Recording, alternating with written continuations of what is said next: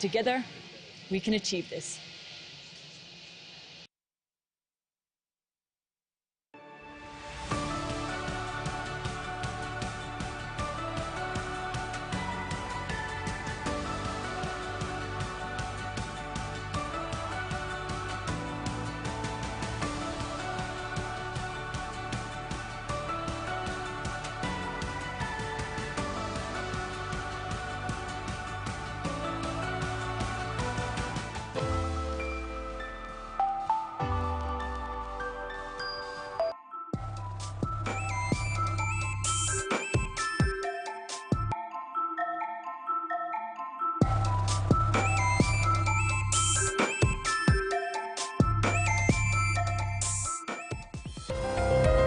New plans for the current fuel shortage for the mine's operations, corporate tax revenue from Lihir and local ownership content in Lihir mine come in the next review of the mining contract in 2035.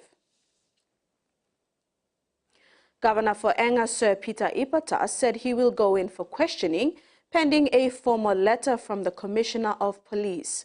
Sir Ipata made these remarks after attempts were made by the police to arrest him upon his arrival at the Jackson's International Airport on Sunday. Sir Ipata said the allegations of the arrest, according to the police, relates to the 2022 National General Election violence in Kompiam. However, he clarified that charges were laid against two candidates in his political party and not him. As a senior leader of this country.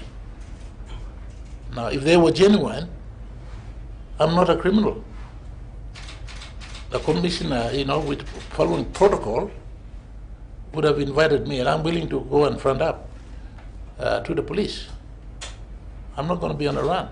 If there are any evidence that I was involved, and if the commissioner of the police force writes to me, I will turn up.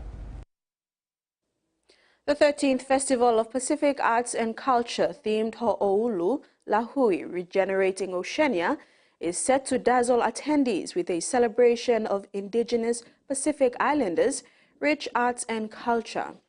Scheduled to run from June the 6th to June 16th in Hawaii, this grand event aims to honor and perpetuate traditional practices while embracing the future.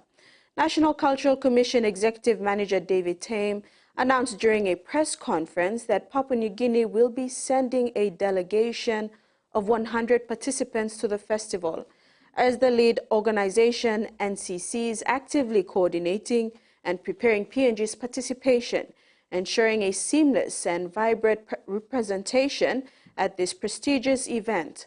For those fortunate enough to attend, the festival promises an immersive experience filled with vibrant performances, captivating art, and a profound sense of unity across the Pacific. To host the festival.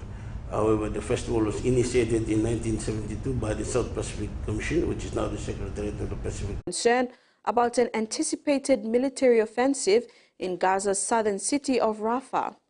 Senior Pentagon and State Department officials told the Washington Post and NBC News the new arms package included thousands of powerful 2,000 pounds or 900 kilograms of bombs.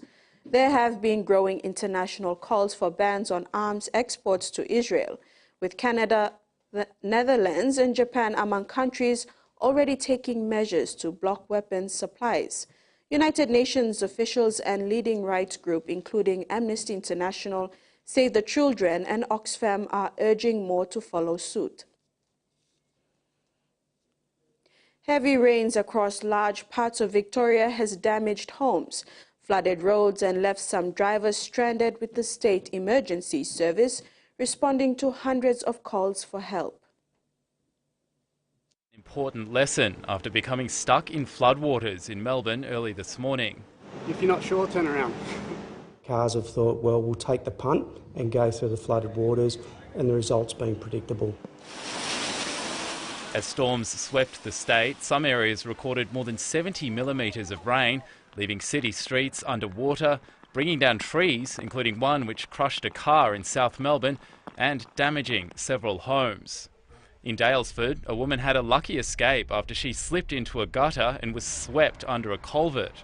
She's accidentally fallen in. Luckily, she was able to self-recover from the drain, get herself home. She did have some minor injuries.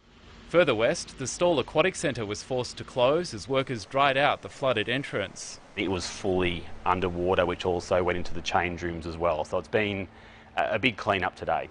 The heavy rains flooded roads across Melbourne, including this busy freeway entrance, which has been closed since the early hours of the morning. The crews here say they responded to 10 flooded roads like this one since midnight.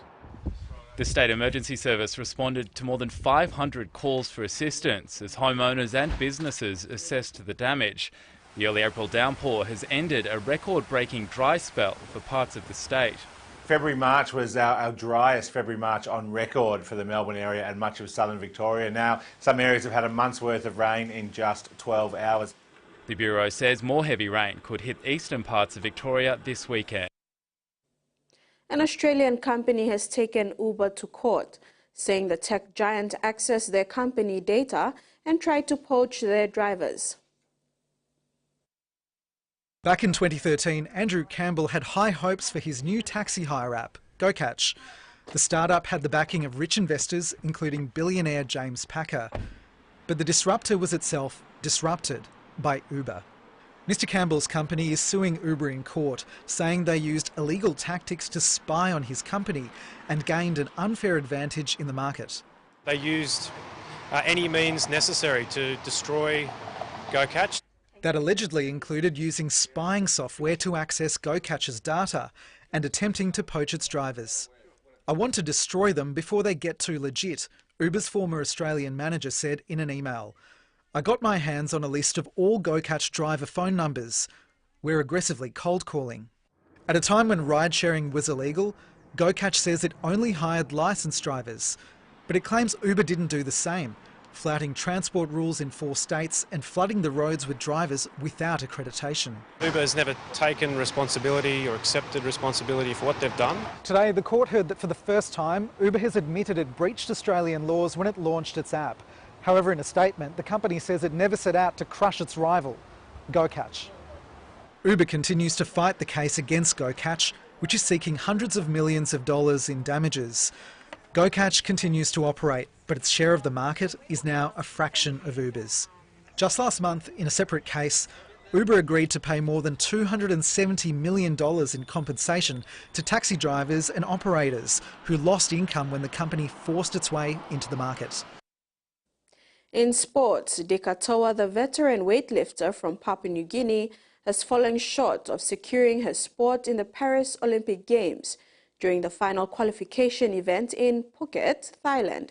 Despite delivering an impressive performance totaling 171 kg, Toa was edged out by her rival, the Madagascan Randy Fiarison, who clinched the last qualification spot with a 172 kg total.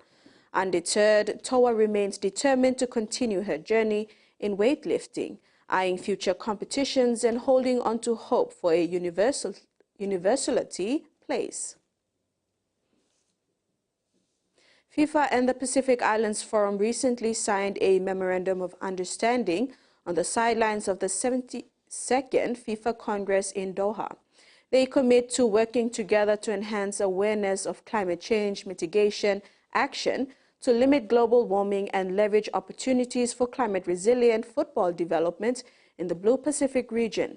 The partnership with PIF, the premier political intergovernmental organization representing 18 countries and territories of the Pacific Ocean, will focus on education and around climate change and fostering disaster resilience, including helping to develop advocacy strategies and boost community initiatives.